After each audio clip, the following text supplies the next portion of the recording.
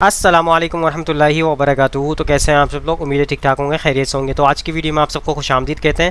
آپ دیکھ رہے ہیں یوٹیوب چینل اسلامک پرسکرپشن۔ میرا نام ہے سید محمد علی حمزہ، اور ٹاپک یہ ہے آج کا کہ جشن عید میلاد النبی صلی اللہ علیہ وسلم کس طرح منانا جائز ہوگا، جبکہ نبی کریم صلی اللہ علیہ وسلم نے روزہ رکھ کے اس دن کو منایا، اس دن کی خوشی سیلیبریٹ کیا اس دن کو۔ اور کچھ ایک جماعت جو ہے اس طرح کی ہیں یہاں پہ جو جشن مناتی ہیں، اور اس کے اندر جو ہے دین سے کوئی بھی معاملات اس میں ملتے نہیں ہیں کہ اس طرح کے معاملات کرنے چاہیے، جیسے کہ فار ایگزامپل باہر روڈ پہ جشن منانا، ٹرکس لے کے نکلنا، گاڑیاں لے کے نکلنا، روڈز کو بلاک کرنا۔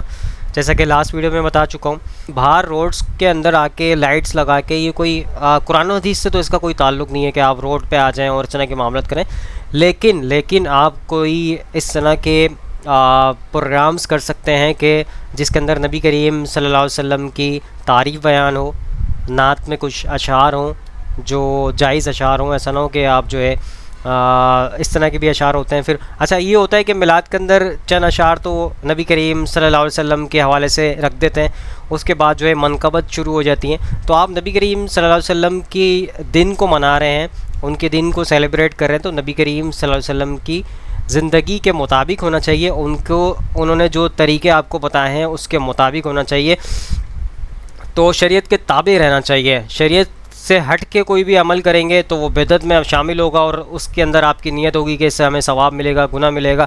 ثواب اور گناہ کے پہلو سے جو بھی کام کریں گے وہ بدعت ہے، اور بدعت گمراہی ہے، اور گمراہی جہنم میں لے جانے والی ہے، یہ آپ کو صاف صاف قرآن شریف نے بتا دیا۔ تو اس طرح کے معاملات سے بچنا چاہیے۔ تو بہرحال آپ کے سامنے میں الیاس قادری صاحب کا موقف پیش کروں گا سب سے پہلے۔ اچھا ایک چیز اور بتا دوں، اس کے اندر وہ کہتے ہیں جھنڈے لے رہا ہو، اور جو ہے سوائے ابلیس کے جہاں میں سبھی تو خوشیاں منا رہے ہیں۔ تو نبی کریم صلی اللہ علیہ وسلم کے بعد صحابہ کرام نے اس طرح کے معاملات نہیں رکھے جو جھنڈے لہرا کے روڈوں پہ نکل کے لوگوں کو جو ہے چیزیں بانٹ کے، اچھا پھینکتے بھی ایسے ہیں ٹرک سے اوپر سے یوں کر کے پھینک رہے ہوتے ہیں، تو لوگ نیچے جو ہے لڑ رہے ہیں اس چیزوں کے لیے۔ تو طریقے کی طور پہ آپ اگر کوئی عمل کرنا چاہ رہے ہیں، کسی کو کھانا کھلانا چاہ رہے ہیں، کوئی چیز دینا چاہ رہے ہیں، تو اس کے اندر جو ہے طریقے سے بھی آپ کر سکتے ہیں۔ تو اس کا جھنڈا لہرانے سے کوئی تعلق نہیں ہے۔ جھنڈے کے اندر بھی آپ دیکھ لیں اعلیٰ حضرت کا جھنڈے کی، ان کے مزار کی نشانی اس کے اندر موجود ہے۔ غوث پاک رحمۃ اللہ علیہ یعنی کہ شیخ عبد القادر جیلانی رحمۃ اللہ علیہ کے حوالے سے بھی اس کے اندر ایک حصہ جو ہے ان کے مزار کا موجود ہے، اور آگے کا حصہ جو ہے سبز ہے۔ سبز کا مطلب ہوتا ہے امن والا معاملہ جو ہوتا ہے۔ تو یہ جو ہے اس جھنڈے سے کوئی نبی کریم صلی اللہ علیہ وسلم کا کوئی تعلق نہیں ہے، یہ جھنڈا بس آپ نے ایک بنا دیا اور لہرانا شروع کر دیا۔ تو حدیثوں کے مطابق تو ایک لشکر نکلے گا، وہ کالے جھنڈے لے کے نکلے گا، اور مہدی علیہ السلام کے ساتھ وہ جڑیں گے۔ تو یہ تو قرآن و حدیث کی روشنی میں وہ کالے جھنڈے کا ذکر ہے، لیکن اس طرح کا کوئی جھنڈے کا ذکر نہیں ہے کہ جس کے اندر جو ہے اعلیٰ حضرت احمد رضا خان بریلی صاحب، جو بریلی سے ان کا تعلق تھا، انڈیا بریلی ایک شہر کا نام ہے، تو وہاں سے یہ فرقہ اسٹارٹ ہوا۔ اور آپ کو پتہ ہے فرقہ واریت سے آپ نے بچنا ہے، کیونکہ قرآن نے آپ کو واضح کہہ دیا گیا فرقہ واریت سے آپ نے بچنا ہے۔ تو یہ سارے خرافات سے آپ کو بچنا پڑے گا، اور ہاں اگر آپ جو ہے کرنا چاہتے ہیں تو کانفرنس کچھ اس طرح کے پروگرام کریں جس سے لوگوں کو فائدہ ہو، جس سے لوگوں کے اندر اویئرنیس پیدا ہو، اور یہ سارے معاملات سے نکالنا ہوگا۔ اب آپ کو پتہ ہے یہ ملوکیت کا دور چل رہا ہے اور ملوکیت کا ٹائم ہے، تو اس کے اندر تو قرآن و حدیث کے طور کے مطابق تو یہ نہیں چل رہا سارا معاملہ، سارا نظام آپ کو پتہ ہے کس کے کہنے پہ چل رہا ہے، کیا معاملات چل رہے ہیں۔ تو اس معاملات کو سیٹ کرنے کے لیے جو ہے آپ کو پتہ ہے قرآن کا معاملہ ہونا چاہیے، قرآن کے قانون کے مطابق جو ہے نا عمل ہونا چاہیے پورے اس نظام کے اندر۔ تو اس کے لیے جو ہے محنت اور مشقت ہوتی ہے، اور یہ خلافت ملوکیت کو ختم کر کے جو ہے اس طرح کے عمل میں لانا پڑے گا کہ قرآنی قانون ہونے چاہیے۔ قرآنی قانون ہوں گے تو جو ہے ہر معاملہ، ہر چیز جو ہے اپنی طریقے پہ چلے گی قرآنی معاملات کے مطابق، کیونکہ قرآن نے منع کر دیا فرقہ واریت نہیں ہوگی۔ تو اس چیز کو آپ سب سے پہلے ملوکیت جب ہٹے گی تو پھر یہ معاملات آپ کر سکیں گے کہ فرقہ واریت کی وجہ سے یہ جو ہے معاملات پھیلے ہوئے ہیں، ایک دوسرے کو برا کہنا، یہ کہنا، وہ کہنا، تو یہ سارے خلافت ملوکیت کی وجہ سے ہے۔ تو یہ سب سیٹ ہو جائیں گے۔ نماز کے ٹائم پابندی کرنا، لوگوں کو ترغیب دلانا کہ نماز اذان کا ٹائم ہو جائے تو دکانیں بند ہو جائیں، شٹر سارے بند ہو جائیں، نماز کا ٹائم ہو گیا بھائی، سب کوئی بھی فالتو کام نہیں کرے گا۔ یہی ہوتا تھا پرانے دور میں، نبی کریم صلی اللہ علیہ وسلم کے دور میں، جب جیسے ہی نماز کا ٹائم ہوتا تھا تو جو بھی شخص اگر نماز کے لیے جاتا تھا اس کو منافق ڈکلیئر کر لیا جاتا تھا کہ بھائی یہ شخص منافق ہے، کیونکہ یہ نماز پڑھنے نہیں آیا، تو اس کو منافق ڈکلیئر سمجھا جاتا تھا، اس کو منافق ہو گیا یہ۔ تو اس طرح کے معاملات کے اندر آپ نے بچنا ہے.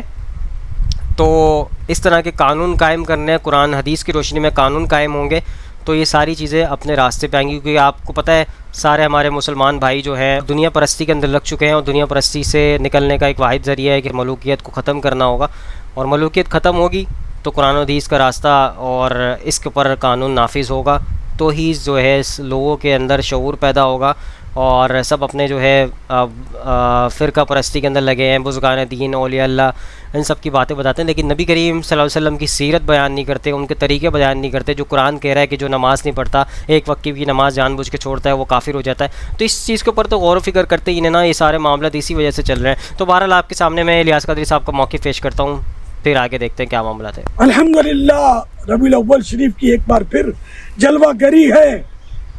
نثار تیری چہل پہل پر ہزار عیدیں ربیع الاول, سوائے ابلیس کے جہاں میں سبھی تو خوشیاں منا رہے ہیں. سرکار کی آمد, مرحبا, دلدار کی آمد, مرحبا, نور کی آمد, مرحبا, آقا کی آمد, مرحبا, آقا اتار کی آمد. مرحبا.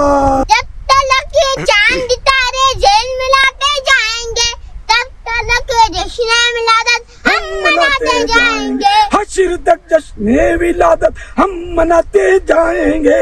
مرحبا کی دھوم یارو ہم مچاتے جائیں گے. آقا کی آمد, مرحبا, مولا کی آمد, مرحبا, اچھے کی آمد, مرحبا, پیارے کی پیارے آمد, کی آمد, مرحبا, سوہنے کی آمد, مرحبا, موہنے کی آمد, سونے کی آمد. مرحبا. تو الحمدللہ ماہ ربیع الاول شریف تو کیا آتا ہے, ہر طرف موسم بہار آ جاتی ہے, اور 12 ربیع الاول شریف کو وہ تشریف لائے کہ جن کے قدموں کی ہر طرف بہار ہے. الحمدللہ.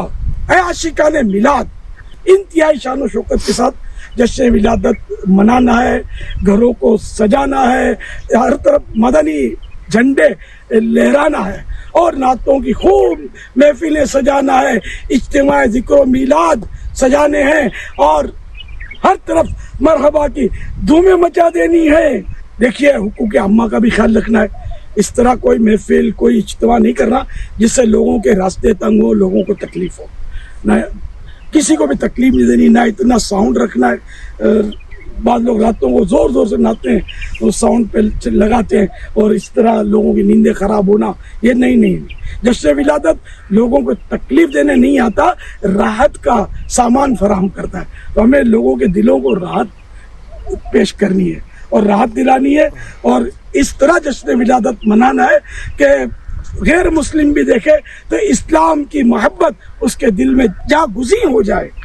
انشاءاللہ اللہ رسول کی رضا کے لیے ہم جشن ولادت منائیں گے, اور چراغاں کریں گے, لائٹنگ کریں گے, تو پیارے آقا صلی اللہ علیہ وسلم ہمارے دلوں کو بھی روشن کر دیں گے, ہماری قبروں کو بھی جگمگا دیں گے. تم کرو جشن ولادت کی خوشی میں روشنی, وہ تمہاری گورے تیرا جگمگاتے جائیں گے. دوستو آپ کے سامنے میں نے الیاس قادری صاحب کا موقف پیش کر دیا. انہوں نے کہا کہ ہم جشن عید میلاد النبی منائیں گے, جشن ولادت منائیں گے, اور جیسے کہ آپ کو پتہ ہے نبی کریم صلی اللہ علیہ وسلم نے نہ جشن عید میلاد النبی کا کوئی ذکر کیا منانے کا, نہ صحابہ کرام کو بتایا کہ آپ اس طریقے سے لائٹس وغیرہ لگا کے اور روڈز کو بلاک کر کے آپ اس کو منائیں. تو نبی کریم صلی اللہ علیہ وسلم کا جو معاملہ تھا اس کے اندر روزہ رکھ کے منایا نبی کریم صلی اللہ علیہ وسلم نے, تو آپ بھی روزہ رکھ کے اس کو منا سکتے ہیں. اور دوسرا یہ کہ لائٹس کا جو معاملہ ہے, جب سے میں پیدا ہوا ہوں جب سے الیکٹرک ایشو دیکھتا آ رہا ہوں, اور اس جو ہے معاملے کے اندر لائٹس کا بڑا مسئلہ ہے, الیکٹریسٹی شارٹ ہے, اور کافی علاقے کافی گھنٹوں تک بند رہتے ہیں, 3 گھنٹے 5 گھنٹے 6 گھنٹے, یہاں تک کہ کئی جگہوں پہ کچھ ایریا ایسے بھی ہیں جہاں 12 گھنٹے کی لوڈ شیڈنگ ہوتی ہے.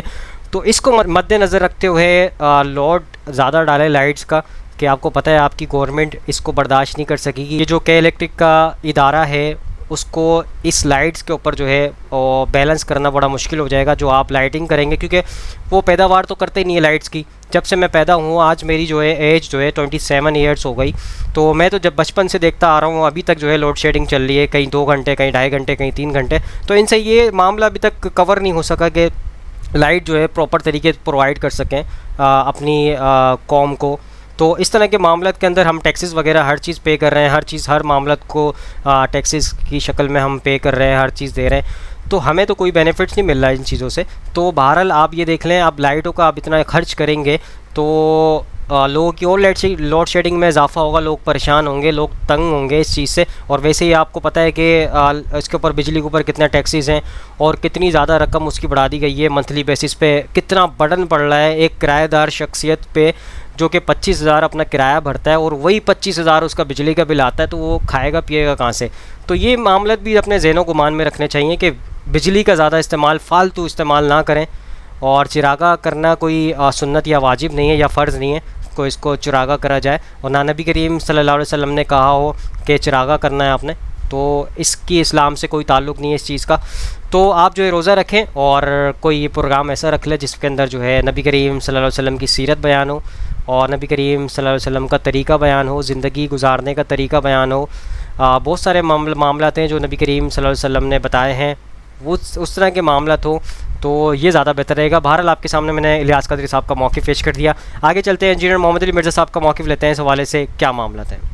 یہی آیت ہمارے بریلوی بھائیوں اور اہل تشیع بھائیوں کی طرف سے کوٹ کرتے ہیں. میلاد جب وہ منانا شروع کرتے ہیں نا, اور اس میں جھنڈیاں اور یہ سب کچھ, وہ کہتے ہیں نہیں قرآن میں آیا کہ اپنے رب کی نعمتوں کا خوب چرچا کرو. تو اس کائنات میں تو ہم پہ سب سے بڑی نعمت اللہ کی جو ہے وہ محمد رسول اللہ ہے صلی اللہ علیہ وآلہ وسلم. لقد من اللہ علی المؤمنین اذ بعث فیہم رسولا, بے شک اللہ کا احسان ہے کہ انہی میں سے ایک رسول ان میں مبعوث کیا گیا. تو اللہ کا یہ اتنی بڑی نعمت ہے, اس میں کوئی شک نہیں ہے. بے شک. تو میں نے اس پہ پھر کہا تھا کہ اس نعمت جو سب سے بڑی نعمت ہے, اس کو منانے کا طریقہ بھی اللہ کے نبی نے ضرور بتایا ہوگا. جب اتنی بڑی چیز ہے تو اس کا طریقہ آپ کے مولویوں کو تو ایجاد کرنے کی ضرورت نہیں ہے. تو پہلے تو ہم الزامی جواب کے طور پہ شروع کرتے ہیں کہ بتائیں کہ محمد اور آل محمد اور اصحاب محمد علیہ السلام اجمعین انہوں نے کون سی جھنڈیاں لگا کے تو میلاد منایا, کون سے جلوس نکالے ہیں. چلیں لائٹنگ تو آج کے زمانے کی ہے, لیکن جھنڈیاں, جھنڈے, جلوس, یہ سارے معاملات تو اس زمانے میں بھی ہو سکتے تھے. مولا علی کیا ہر سال میلاد مناتے تھے اس طریقے پہ جس طرح آپ مناتے ہیں؟ تو وہ فوراً چٹا جواب بھی آپ کو دیں گے, وہ کہیں گے یہ تو بعد میں شروع ہے. جو چیز دین میں بعد میں شروع ہو اس کو نہ کرنے والے پر کس طریقے سے ٹونٹ کی جا سکتی ہے. ویسے بڑے یہ یعنی چلاکی کریں گے, وہ کہیں گے نہیں جی اگر کوئی نہیں مناتا ہم کچھ نہیں کہتے, ہمیں نا آپ چھیڑیں. بھئی آپ تو ہمیں آئے دن شعر سناتے ہیں, نثار تیری چہل پہل کے ہزاروں عیدیں ہیں ربیع الاول سوائے ابلیس کے جہاں میں سبھی تو خوشیاں منا رہے ہیں. آپ ہمیں ابلیس کی کیٹیگری میں بھی کھڑا کرتے ہیں اور پھر کہتے ہیں نہیں میلاد کو منا لیں. یعنی ایک غریب تو بدتمیز, کم آپ نہ کر رہے ہو اور جو نہیں کر رہے ان کے اوپر ٹاٹ کر رہے ہیں. تو یہ خبیث آپ پتہ ہے کس کس کو کہہ رہے ہیں, یہ ابلیس آپ کس کس کو کہہ رہے ہیں. یہ تو صحابہ اور اہل بیت میں بھی بات چلی جائے گی. یہ خود مانتے ہیں کہ 8ویں صدی ہجری میں حضور علیہ السلام کی وفات کے 800 سال کے بعد یہ مروجہ جو یہ سلسلہ میلاد منانے کا شروع ہے. پہلے 800 سالوں میں تو یہ نہیں ہوتا تھا. مولا علی 5 سال خلیفہ رہے ہیں نا, تو بتائیں 5 میلاد کے جلوسوں کو تو انہوں نے لیڈ کیا ہوگا نا کوفے کے اندر. تو یہ آپ سوال کریں تو آگے ان کی شکلیں دیکھ لیں, ان کے مولویوں کی, ذاکرین کی, تو ان کی شکل دیکھ کے آپ کو جواب مل جائے گا جب یہ آپ سوال کریں گے کہ بتائیں وہ کوفے میں جو محفل میلاد تھی وہ معنی خصوصی کون تھا, نعت کنے پڑھی سی, تو منقبت کنے پڑھی سی. منہ اڈ کے بہ جان گے, تو جب منہ اڈن دے پتہ لگ جائے گا انہوں نے. سو دوستو آپ کے سامنے میں نے انجینئر محمد علی مرزا صاحب کا موقف پیش کر دیا. انہوں نے واضح طور پہ ساری چیزیں ڈیٹیل میں بتا دی. جو یہ اشعار وغیرہ, اچھا نعتوں کے اندر ایسے اشعار ایڈ کرتے ہیں جس کا جو ہے نبی کریم صلی اللہ علیہ وسلم کی تعریف سے کوئی تعلق نہیں ہے. اب نعت کا مطلب یہ ہوتا ہے کہ نبی کریم صلی اللہ علیہ وسلم کی تعریف کے اندر کچھ اشعار بیان کرنا, اس کو کہا جاتا ہے نعت. اور اس طرح کے معاملات کے اندر یہ دنیاوی باتیں اور ایک دوسرے فرقے کو جو ہے غلط ثابت کرنے کے لیے اشعار پیدا کر دیتے ہیں. تجھے مرچی بھی لگتی ہے, تجھے یہ بھی لگتا ہے, اور میلاد سے پریشانی بھی ہوتی ہے. تو اس طرح کے معاملات, لائٹ سے پریشانی ہوتی ہے, تو ایسے معاملات کیونکہ یہ تو ابھی آپ نے خود ایجاد کیے ہیں, یہ اسلام سے ان چیزوں کو کوئی تعلق ہی نہیں تھا.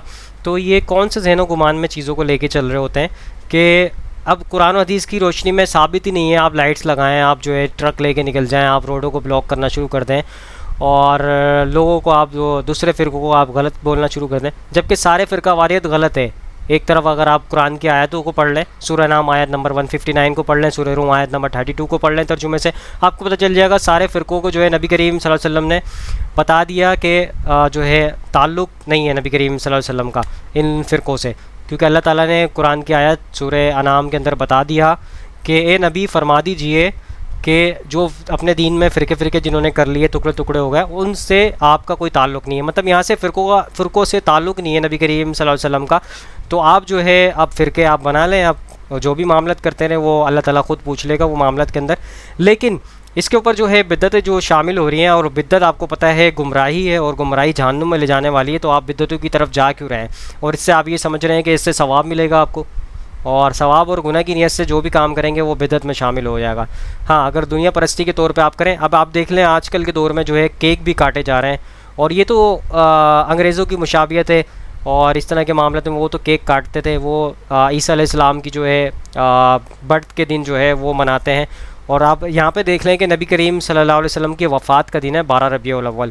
اور قرآن و حدیث کی روشنی میں جب آپ ڈیٹیلس میں جائیں گے، جب آپ ریسرچ کریں گے، کیونکہ یہ مولوی حضرات آپ کو کھولنے نہیں دیں گے ڈیٹیلس وغیرہ، قرآن حدیث آپ کو ڈائریکٹ کھولنے نہیں دیں گے. وہ تو آپ جب فرقوں سے آپ جو ہے واسطہ اپنا ختم کریں گے، پھر آپ جو ہے ڈائریکٹ حدیثوں کی کتاب بھی پڑھ سکتے ہیں، اور قرآن شریف کو جو ہے آپ ترجمے سے بھی پڑھ سکتے ہیں. تو جب آپ ترجمے اور ریسرچ اس پہ شروع کریں گے تو آپ کو پتہ چلے گا یہ 12 ربیع الاول جو ہے وفات کا دن ہے نبی کریم صلی اللہ علیہ وسلم کا. اور پیدائش کا دن جو ہے اس میں تاریخ جو ہے صحیح معنی میں واضح طور پہ تو نہیں ہے، لیکن 9 تاریخ کا پتہ چلتا ہے کہ یہ پیدائش کا دن ہے. تو بہرحال اس پہ آپ ریسرچ کر لیں، آپ کو ایک ایک چیز کھل کے سامنے آپ کے آ جائے گی. تو لاسٹ موقف لے لیتے ہیں ڈاکٹر اسرار احمد صاحب کا اس حوالے سے، وہ کیا کہتے ہیں. آپ کو معلوم ہے کہ ماہ ربیع الاول کا آغاز ہو چکا ہے، دوسری تاریخ ختم ہوئی، اور آج ہم تیسری شب میں اس وقت یہاں بیٹھے. یہ ماہ مبارک حضور صلی اللہ علیہ وسلم کی سیرت مطہرہ سے ایک بڑا گہرا تعلق رکھتا ہے. حضور کی ولادت باسعادت بھی اسی ماہ مبارک میں ہوئی، اگرچہ تاریخ کے بارے میں اختلاف ہے. حضور کا انتقال بھی اس ماہ مبارک میں ہوا، اور وہ متفق علیہ تاریخ ہے 12 ربیع الاول اصل میں حضور کا یوم وفات ہے. اور اکثر محققین کی رائے یہ ہے کہ آپ کا یوم ولادت جو ہے وہ 9 ربیع الاول ہے.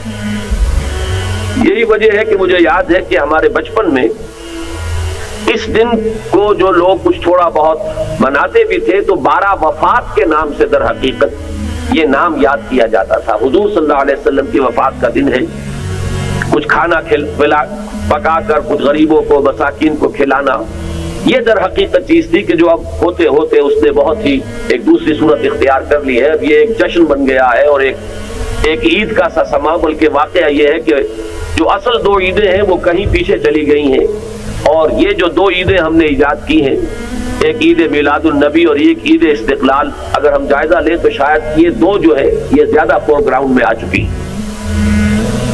لیکن یہ کہ جہاں تک آپ کی ولادت اور آپ کے وفات کا اس ماہ مبارک میں ہونا ہے وہ ثابت ہے. مزید برآں حضور کا ورود مدینہ منورہ میں بھی ماہ ربیع الاول میں ہوا ہے. اس پہلو سے اگر اس ماہ مبارک میں ہم سیرت النبی کے مطالعے کا ایک خاص موضوع رکھیں، کسی تاریخ کے تعین کے بغیر اس مہینے کی مناسبت سے سیرت مطہرہ پر گفتگو ہو، غور و فکر ہو، اور اس میں بھی عملی پہلو سامنے ہو، اتباع کا جذبہ ہو، سمجھنا سمجھانا اس لیے ہو کہ اس پر عمل کرنا ہے، تو یقیناً یہ چیز ہمارے لیے بہت مفید ہوگی اور ہمارے بہت سے امراض کا شاید اس سے مداوع ہو سکے. یأخذون بسنتہ ویقتدون بامرہ ثم انہا تخلف من بعدہم خلوف. پھر ہمیشہ یہ ہوتا ہے، ہر نبی کا جاننے والوں میں، پہچاننے والوں میں، ماننے والوں میں ہوا ہے. امت محمد بھی مستثنیٰ نہیں ہے. یقولون ما لا یفعلون ویفعلون ما لا یؤمرون.